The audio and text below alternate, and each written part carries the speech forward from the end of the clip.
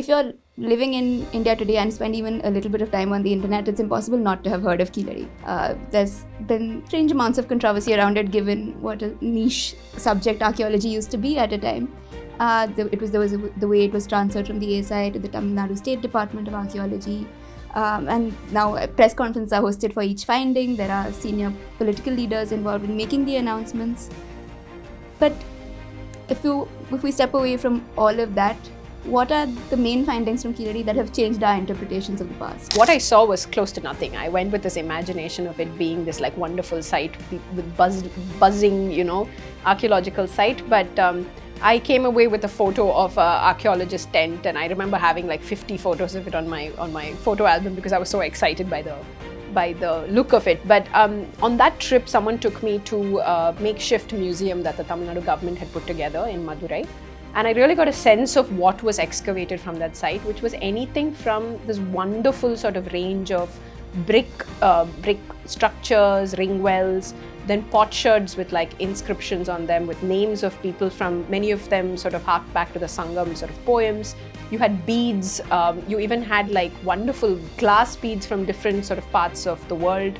And there was my favorite one, which I also refer to in the article that I first wrote about Kiladi in 52.in, and then in the book, was this carnelian intaglio, which has like an inscription of a boar on it. So with this, when you just look at these finds, you realize the sort of cultural exchanges that had taken place and how connected ancient Tamil region was to the rest of the world. I think the reason it got so much attention, at least from a regular Tamil person, is we just never seen anything like that in that part of the country. And the problem with the controversy takes away from what the finds are. And I think that was part of the reason I felt I should spend some time figuring out what the story is, like a little bit devoid of the politics, and setting that aside, what really was this site about. There's a local history teacher whom you cite in the book, and he said that the work is scientific, but the interpretation is political. Absolutely, the sort of the, how do you say, the optics of it is that there's a chief minister announcing the finds. There are ministers who sort of tweet out these finds, but I guess that is part of, like, there's a reason for that, and that is to say that we have our own unique culture or settlement that happened in this region, and we want to talk about it. Hello and welcome to this episode of Bookshok on the Wire. I'm Jahnavi. Journalist and author Sowmiya Ashok's new book, The Dig, Keeladi and the Politics of India's Past, looks at how archaeology and history are studied not just at that particular site, but in today's India as a whole. It looks at the methods, the wide range of people involved, and how interpretations can be both scientific and socio-political. I'm very happy to have you here, Sowmiya, because this book makes the very technical aspects also so engaging and easy to relate to. So thank you so much for joining us today. Thank you so much for having me. I want to start, before we go into the details of the book, conversations around history have really ballooned in the India we're living in today.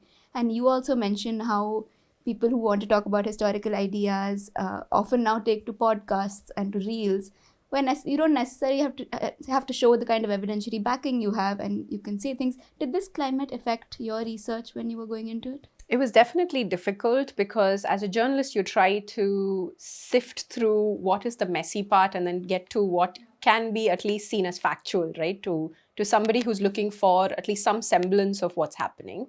So it was something that influenced me as well, because I realized that when I was looking at the rest of the country from Tamil Nadu, my go-to resource was the internet. And it gets very murky because once you put in a couple of keywords on YouTube, it pops up a whole range of things that then, unless you know the credentials of the person speaking, is very difficult. So it took me a while to, when I was doing my initial days of research, to figure out what is the right kind of voice I should also approach to try and understand some of these issues. And talking about that, the way on YouTube everything is, the scale of things that are visible. If you're living in India today and spend even a little bit of time on the internet, it's impossible not to have heard of Keeladi. There's been strange amounts of controversy around it, given what a niche subject archaeology used to be at a time. The way it was transferred from the ASI to the Tamil Nadu State Department of Archaeology. And now press conferences are hosted for each finding. There are senior political leaders involved in making the announcements. But if we step away from all of that, what are the main findings from Keeladi that have changed our interpretations of the past? I mean, it's unfortunate that the chatter takes away from the actual story of the finds. Yeah. And that's what really intrigued me when I first went there. I went there like during lockdown, just after the summer of horrible lockdowns we had in 2020.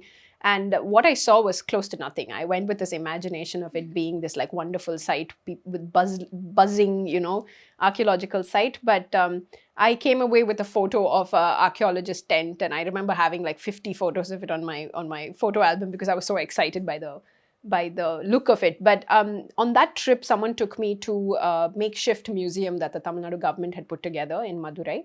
And I really got a sense of what was excavated from that site, which was anything from this wonderful sort of range of brick structures, ring wells, then potsherds with like inscriptions on them with names of people from, many of them sort of hark back to the Sangam sort of poems. You had beads. You even had like wonderful glass beads from different sort of parts of the world. And there was my favorite one, which I also refer to in the article that I first wrote about Kiladi in 52.in, and then in the book, was this carnelian intaglio, which has like an inscription of a boar on it. So with this, when you just look at these finds, you realize the sort of cultural exchanges that had taken place and how connected ancient Tamil region was to the rest of the world. And subsequently, when I went back, of course, today, if you go back now, just in the last 2-3 days, the initial sort of excavation that the ASI did, that's now open to the public. So if any of us visit now, you can see the expanse of that brick structures, the ring wells, the furnaces. I had a quick glimpse of it mid last year, which was just stunning. And it has only made it, I mean, the experience is much more now because they've made a wonderful walkway around it for you to go have a look. So I think the reason it got so much attention, at least from a regular Tamil person, is we just never seen anything like that in that part of the country. And the problem with the controversy takes away from what the finds are. And I think that was part of the reason I felt I should spend some time figuring out what the story is, like a little bit devoid of the politics, and setting that aside, what really was this site about. One of the things you suggest is that perhaps the very early comparison with Harappa is what gave rise to the controversy at the beginning. Do you think the way work at the site would have progressed would have been different if that hadn't happened? I think we live in a social media world, so it was inevitable that this was happening in a country where you just mentioned a lot of us access everything on the internet, and we have, like a smartphone in our pockets. So you and I can literally take a picture of anything and make it into anything. So the fact that we didn't see this kind of structures before in South India, and in a way, when I went to school and I studied in Chennai, you don't really have an understanding of the region that you're from because a lot of it is North India focused. So suddenly, me and everyone else, I mean, I would say that the first article I wrote about it was a fangirl article. I was so thrilled by these finds because I was so thrilled by Harappa and Mohenjo-daro when I read about it in my history textbooks. And so when I was like, oh my God, there's something like this near Madurai, I must go see. So like me, there were hundreds of other people who showed up, and I write about this, that people pocketed little potsherds, they took out their phones and recorded things. Eyewitness people just like making stories up. They were like, oh, here only this person lived, this queen lived. And I was like, are you sure? Like, so I think the comparisons were made also because everybody got carried away with these finds, and they were so exciting. And those comparisons were made in mainstream newspapers that then sort of propelled it into a national story. And then Delhi took note, and more people got involved with what these finds are. But for what it is, I think it's a really exciting archaeological site. And perhaps the comparisons jet-setted it into a space where it didn't really allow it to go through the rigor of research, like the everydayness of the slowness of archaeology. And perhaps that time that we went to another level on the Keeladi story because of it. There's a local history teacher whom you cite in the book, and he said that the work is scientific, but the interpretation is political. Yeah. Would you agree with that? Definitely. Yeah. Definitely. And I think that was my motivation to write the book. I felt we were losing the story because of the political chatter. Having said that, I do acknowledge that Tamil Nadu government has pumped in so much money into archaeology right now, and that's such a wonderful way to learn about our past. So yes, there will be criticism of it being a political sort of story or a tool used against whatever homogenizing forces that are coming at us. But there is also this other side that we haven't invested this much time and energy before to dig new sites. So today we're looking at 7 or 8 excavations happening. Each of those excavations coming up with new finds. Hopefully there'll be more, and there are efforts to sort of link these sites so we get a better understanding of the Tamil region. And absolutely the sort of the, how do you say, the optics of it is that there's a chief minister announcing the finds. There are ministers who sort of tweet out these finds. But I guess that is part of, like, there's a reason for that, and that is to say that we have our own unique culture or settlement that happened in this region, and we want to talk about it. Yeah. And you also talk about your visits to Rakhigarhi and Sinoli, other archaeological sites in North India. Did you see the same kind of evidence versus interpretation politics playing out there as well? So on the ground, everywhere, I have to say, wherever I went, the people on the ground are not the ones who are interpreting it differently. So I have to acknowledge across India, and this is something that the everydayness of archaeology is being done well. There is a lot of toiling under the sun. There's a lot of drinking lime juice to not get a headache.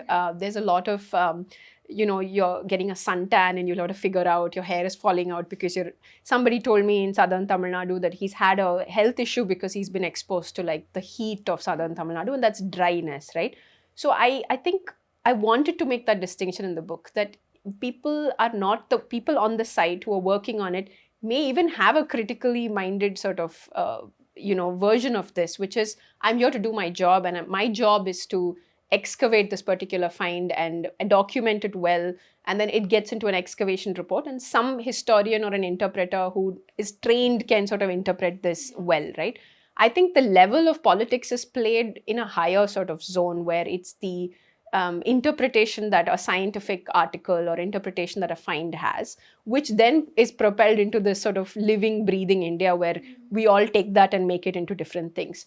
But on the site, I think both in Rakhigarhi, I didn't visit Sinoli. Sinoli was my attempt at showing that if I was to search for information on Sinoli on YouTube, what would I find? Because it was a point to say that if you were looking to understand Keeladi, similarly you'll go to YouTube or videos. I was trying to be meta about it and be like, hey, I'm doing that in return. But I unfortunately couldn't go, and also that the site, they're no longer excavating at the moment. But in Rakhigarhi there was, and I mentioned it, there was incredible work going on. I spent an afternoon with Dr. Prabodh Shirvalkar from the Deccan College of Pune, who studies pottery. And it was really lovely to sit with him and have a tutorial on how these pottery sherds are washed. So I sat with like these women laborers, and they taught me how to like brush the pot sherds. And then once you look at it, then the material of it sort of allows you to have an interpretation of what it is, right? Whether it was made very early on or mature or so on. So to me, on site, I never had this issue. And I don't think I got into any sort of conversations around politics. In a few places in Tamil Nadu, young people did tell me, I wish it was not so political. Because the other issue that happens with political space is that because of the crowd that shows up to support this, which is a really sweet thing that it happens, the work gets hindered. And I think I start the book by saying there was a woman wandering around with a plate of pani puri. So, you're sort of in the way of work being done. But many of them do feel that, from private conversations, and it was a difficult book in that sense because all of these are people who work for the state. So you can't really go on record to say that I have an issue with this. They did express those views, and those views were largely that it shouldn't be jettisoned into something that it's not yet. And I think even with the Iron Age finds in Tamil Nadu that I write later, the packaging of it for WhatsApp was, ancient Tamils were smelting iron 5,000 years ago. So you can't like in this India we live in, you can't really sort of put an end to these interpretations. I think the point was also for me to say, hold on, like, are you sure? Why don't you think a little bit before you interpret finds? So, yeah.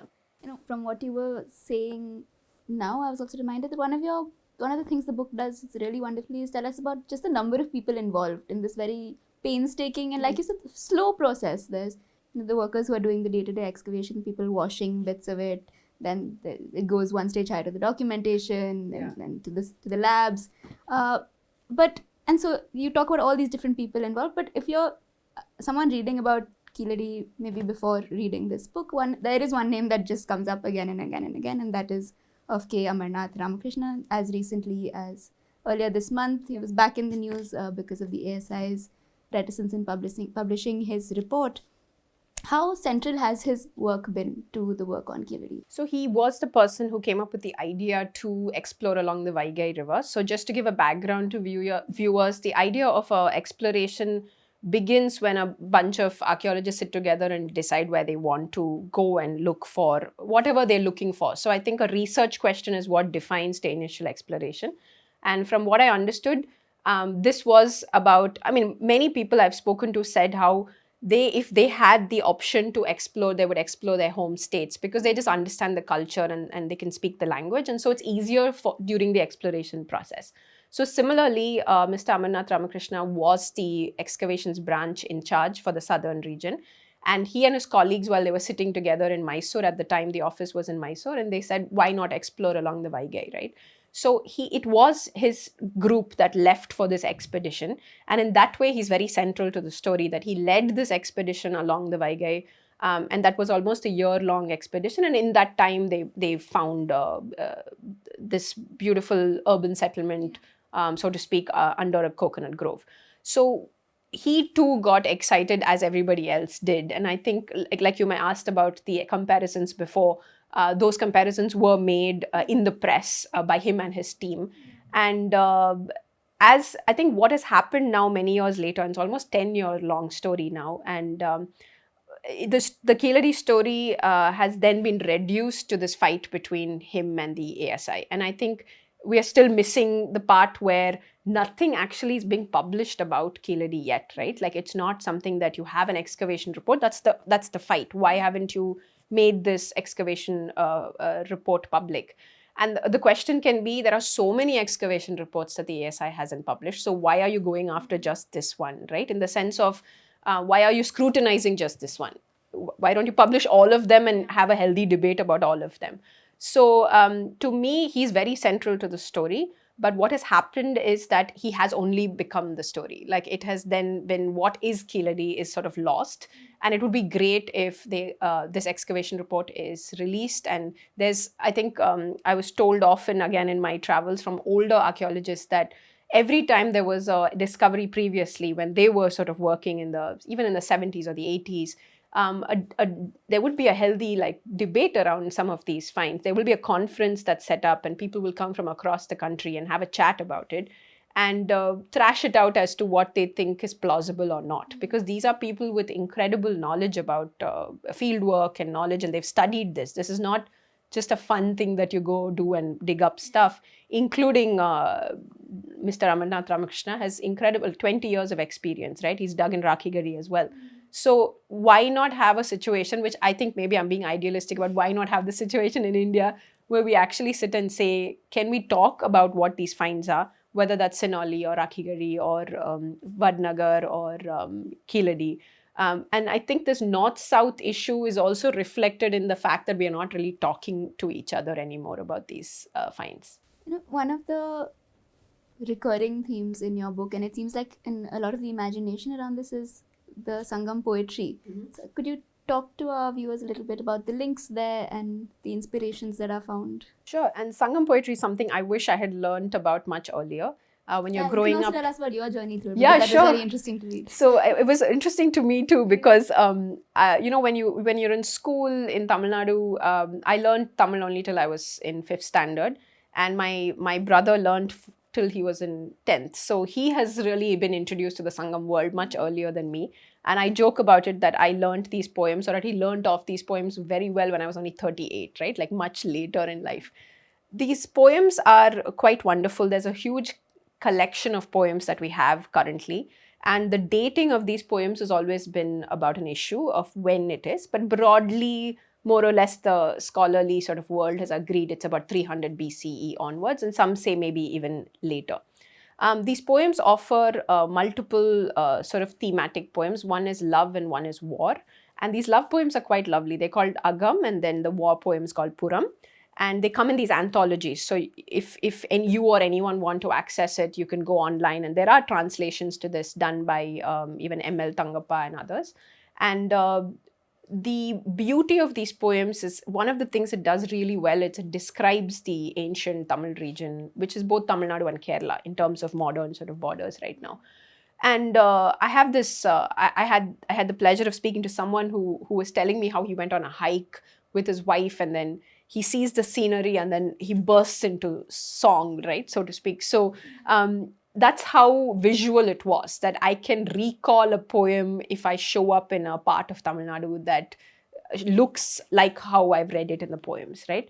So these poems were always there, had been compiled beautifully. Many of it was published during the colonial period, and it became a point of pride for the Tamils. But what was missing was archaeological evidence to that extent to say this corroborates what the poem says, like a tangible proof of these poems. So with what happened with Keeladi is it was sort of made. It made the sort of claim that this is a Sangam era site. A lot of what is coming out of the ground has then become proof of these poems. And I write about it as Keeladi became a Sangam laboratory. Like I write about how like epigraphists and archaeologists are, throwing verses into the trench, and out came sort of tangible proof. And it was quite wonderful to have that. And if you go to the museum today in Keeladi, every artifact has like a little note next to it which will tell you that there was a reference to, say, spindle wools which you use for textiles, or iron, or whatever. This is the reference in the poems. You can go look it up. Or women were dressed this way, or cotton was grown in this region, and cotton is still grown in that region. So it doesn't seem terribly like, I'm not trained to say this is right or wrong, but definitely as if I rely on experts and they are telling me this is what I was trying to say, how are they making this claim? And a lot of the names that they find on potsherds are also Sangam era names, like things you find in the poems. So in that sense, there's a link. And how I got involved is I felt as a Tamil and as a person, for this research purposes, I guess, I wanted to know more about these. So I enrolled in a Sangam poetry class, in translation. And every Sunday morning, I would wake up to a whole bunch of other people who were logged in from different parts of the ancient Tamil region, so like Tamil Nadu and Kerala. And we'll all start with like a pranayama session. That was the first thing. This was run by a wonderful collective called Paternal and Maternal Ancestry in Kerala, run by Professor P.J. Cherian and his colleagues. And it was just a really lovely space for everyone to get together. And we had a teacher, Dr. Vaidehi Herbert, who taught us different parts of what these poems said. And she did a very good job of thematically introducing them. So I was joking because the part that I found very fascinating was alcohol. And I was like, there's so many references to alcohol. So that's how I got introduced. Of course, as a woman in 2026, looking back at this time, we do tend to sort of add our versions of how can women be talked about this way, or what do you mean she's pining for her husband or boyfriend? And so I had to let go of that layering of my own sort of modern brain. And if I gave myself a chance, which I did sometimes, to just chill and read them, it was really pleasurable. Whether there's another aspect of, is it like we make the same criticism about the North, that textual references are sort of linked to archaeological finds and retrofitted. That's a very like crucial criticism to be made about the South of India as well. Whether this is the ultimate sort of Sangam era site is yet to be debated and talked about. I'm also not qualified to say that. But the way it's been interpreted is definitely alongside these literary references.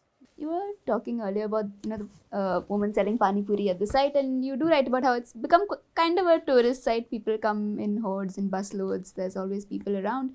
But what was also interesting is the relationship to people who live around the area, whose land it was that they were digging.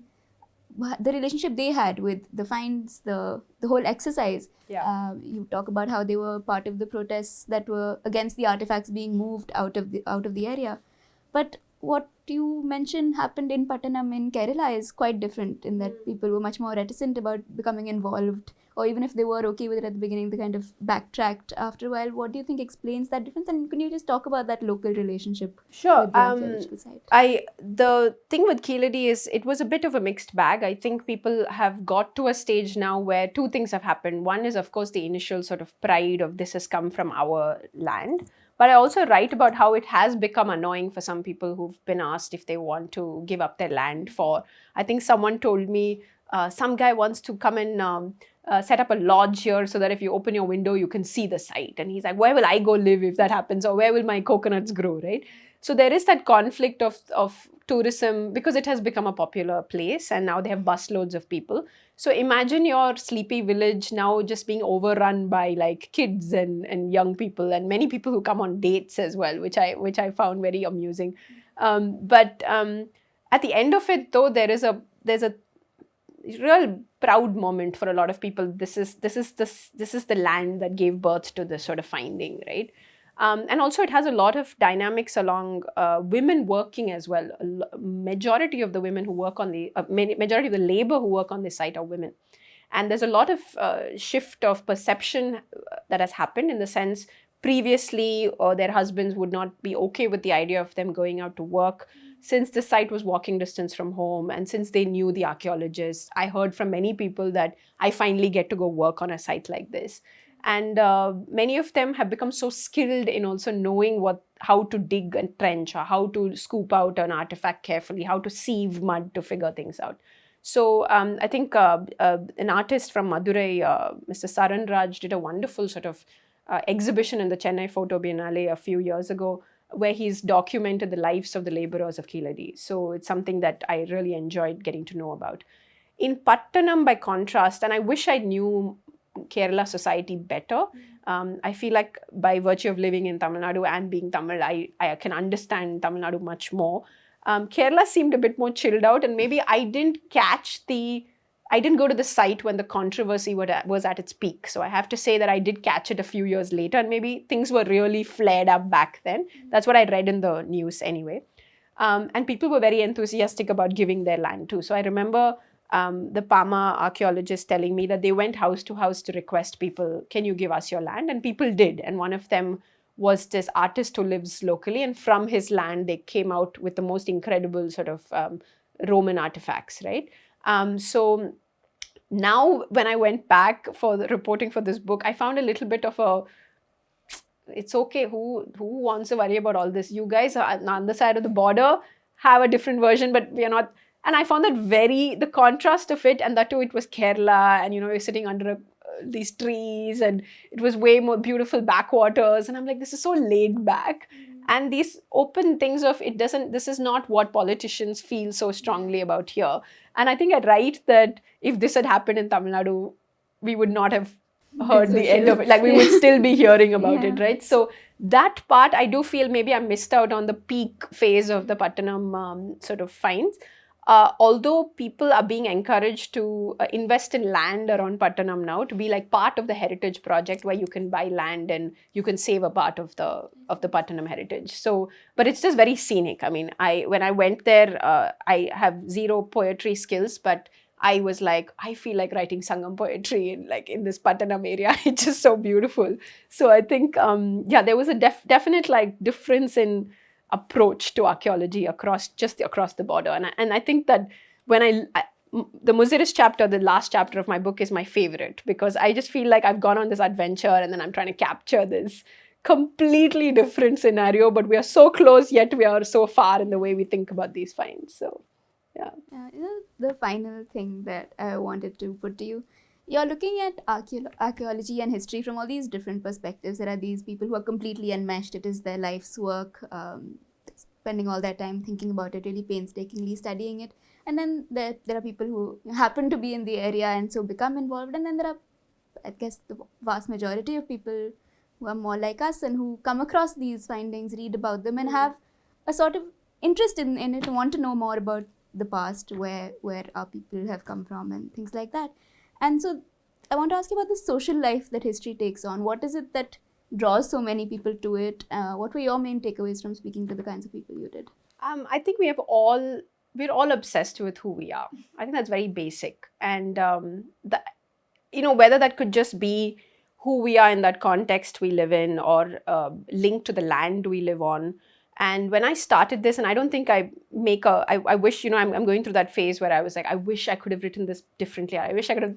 One of the things I wish I'd made a point is I was urban bred. So, like many of us are. So, my connection to land is not the same as someone who lives in a Keeladi village, or, Kondagai, which is the burial place next to it. And they have a very different sense of where they belong compared to me, which is just concrete, and my ground floor house of my grandparents, and that's it. That like whatever 900 square feet is all I care about. So to me, what was really interesting is this passion and this evoking of politics comes from a different place, where your version of who you are is also linked to where you live and how that area looks, and what you feel about it, or what your ancestors told you about it, right? Or what your grandparents told you about it. So to me, it started from that simple question of, let's try and explore this who we are through this Keeladi question.